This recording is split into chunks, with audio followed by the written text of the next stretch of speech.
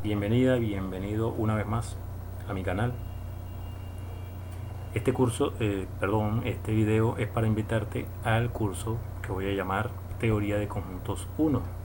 Se trata de un curso de lo que se conoce como Teoría Axiomática de Conjuntos. Te recomiendo que para ver este curso hayas visto algún curso de análisis real y que tengas algunas nociones de topología general. No es indispensable, pero sí te lo recomiendo para que puedas manejar bien los ejemplos que utilizamos al plantear los axiomas, al plantear los teoremas, los problemas que vamos a ver en este curso. Para la motivación del curso vamos a plantear tres problemas. El primero,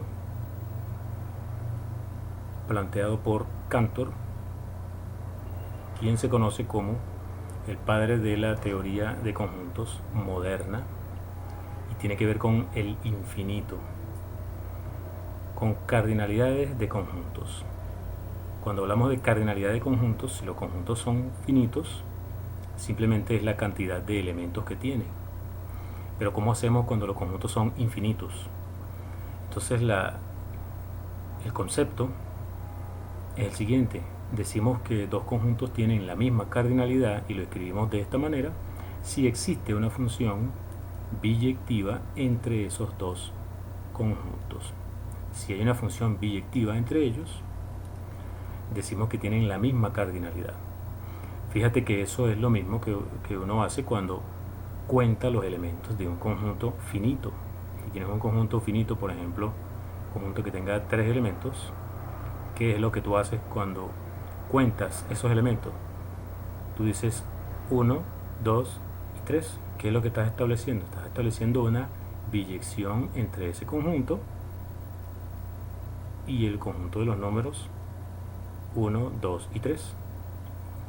Una función biyectiva entre este conjunto y este. Entonces, el concepto de cardinal, el concepto de cardinalidad planteado de esta manera es una abstracción de ese método de contar los elementos de un conjunto. Por ejemplo, si A fuera el conjunto de los números naturales, ese conjunto es infinito, lo sabemos, ¿verdad? Y si B fuera el conjunto de los números enteros, ¿habrá alguna función biyectiva entre ellos? Sí, se puede establecer una función biyectiva entre ellos. Por ejemplo, si aquí tienes los números así graficados, aquí están los números enteros, tú podrías, por ejemplo, decir a este le corresponde el 1, a este le corresponde el 2, a este le corresponde el 3, a este el 4, a este el 5, a este el 6, a este el 7, y de esa manera puedes establecer una biyección entre el conjunto de los números naturales y el conjunto de los números enteros. Entonces esos conjuntos son infinitos y aún así tienen la misma cardinalidad. El cardinal que le corresponde es el mismo. Lo que hizo Cantor entonces es, o fue, asignarle un cardinal a este conjunto de los números naturales, que es el mismo cardinal que le corresponde al conjunto de los números enteros, y a ese cardinal lo llamó, utilizando la letra hebrea Aleph, lo llamó Aleph 0. Esta notación la utilizó para el primer cardinal infinito. Los cardinales finitos son simplemente los números naturales. El primer cardinal infinito es Aleph 0. Por la forma como él definió los cardinales, existe un cardinal inmediatamente mayor que el cardinal Aleph 0 y luego otro cardinal inmediatamente mayor, Aleph 2, y así sucesivamente. Toda una sucesión infinita de cardinales, cada uno mayor que el otro. ¿Qué quiere decir que un cardinal sea mayor que otro en este contexto general quiere decir lo siguiente. Fíjate que si en vez de considerar acá los números enteros consideramos los números reales, ¿qué pasaría? ¿Existirá una función biyectiva de aquí para acá? No, no existe una función biyectiva entre el conjunto de los números naturales y el conjunto de los números reales. Eso no existe. De hecho, Cantor lo demostró. Pero sí existe una función de aquí para acá, de n en r, inyectiva. Eso sí, es muy fácil definir una función inyectiva entre el conjunto de los números naturales y el conjunto de los números reales.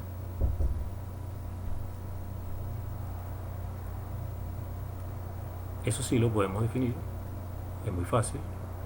De hecho, la misma función, la inclusión f de x igual a x, es inyectiva. Pero no existe una biyectiva. O sea, no es verdad que la cardinalidad del conjunto de los números reales sea igual a la cardinalidad del conjunto de los números naturales. Eso no es verdad. Eso, como te digo, lo demostró Cantor. Y si viste un curso de análisis real, entonces conoces esa demostración. Existe una función inyectiva de n en r, pero no tiene la misma cardinalidad. No existe una función biyectiva entre n y r. Entonces, eso se escribe así.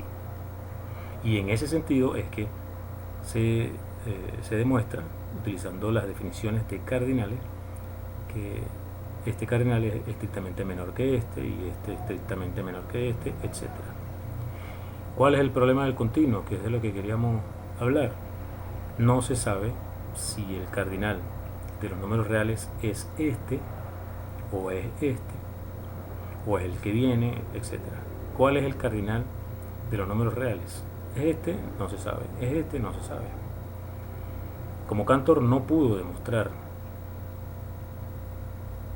que era este, o que era este, etc., planteó la hipótesis que se conoce como la hipótesis del continuo. La hipótesis del continuo dice que el primer cardinal, que es estrictamente mayor que el cardinal de los números naturales, es exactamente el cardinal de los números reales. Es decir, entre el cardinal de los números naturales y el cardinal de los números reales no hay nada intermedio. Eso es lo que dice la hipótesis del continuo. Ese es un problema muy importante en matemática. Cantor no pudo demostrar que esto era verdad, por lo tanto se conoce como la hipótesis del continuo. Ese es el primer problema que motiva los conceptos que se van a estudiar en este curso. Conceptos como cardinales. Para definir cardinales se va a necesitar definir ordinales. Todos estos conceptos vamos a definirlos en este curso. El otro problema que quería mencionarte tiene que ver con topología. Por eso te decía que sería bueno que supieras algo de topología. Topología general. Este señor que está aquí es el que se conoce como Baire. Y bueno, para enunciar una consecuencia del teorema de Baire, hace falta recordar también unos conceptos topológicos. Esto está planteado en el contexto de los números reales también, y tiene que ver con cardinalidades, igual que el problema del continuo. Vamos a decir que un subconjunto del conjunto de los números reales que sea cerrado, pensando en R con la topología usual, la topología usual de R. Vamos a decir que un conjunto que sea cerrado con respecto a la topología usual de los números reales es nunca denso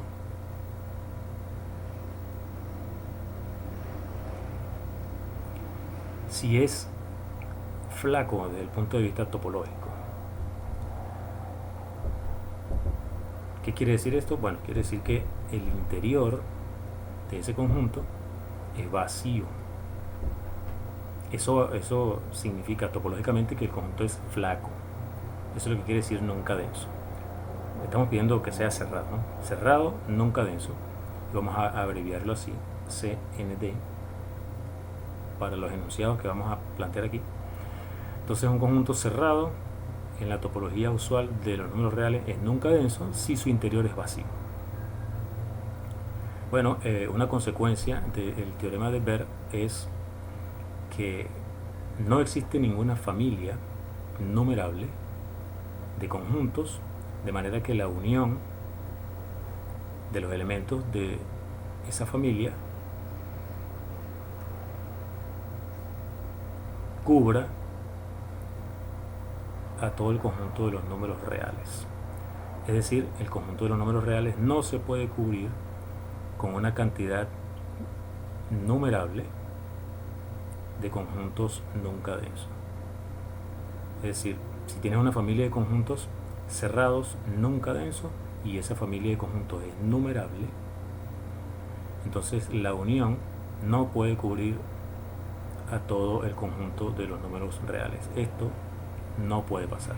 No existe ninguna familia numerable de conjuntos cerrados nunca densos que cubra a todo el conjunto de los números reales.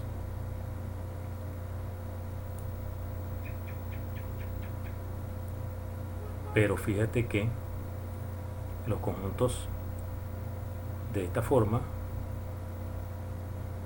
donde X es un número real, este es un conjunto cerrado nunca denso en la topología usual. Si tú consideras la unión de todos estos conjuntos, esta unión sí te da todo el conjunto de los números reales. Si tú unes todos estos conjuntos, eso te da exactamente R. Entonces R sí puede ser cubierto por esta familia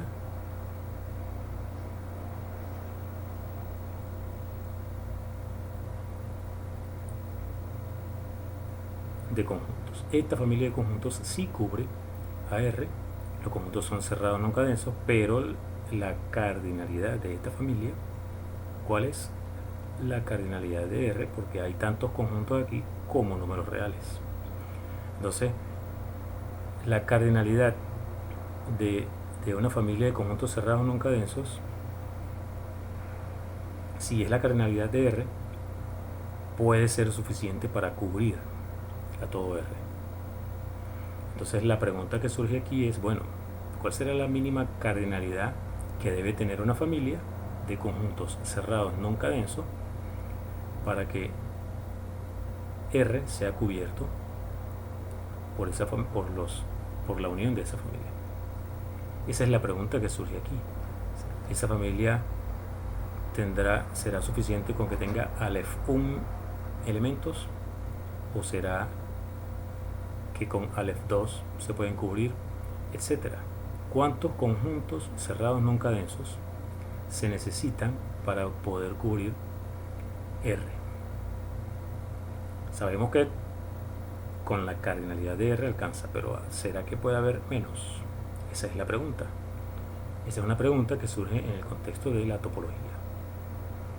Y la otra pregunta, que también tiene que ver con cardinales, viene del análisis.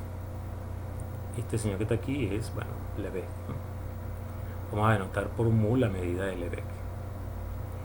Bueno, se sabe cuando hablamos de la medida de Lebesgue que si tienes una familia F, una familia de subconjuntos de R,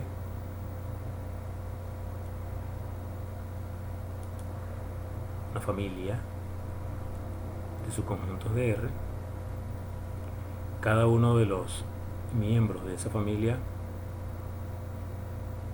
tiene medida 0, digamos.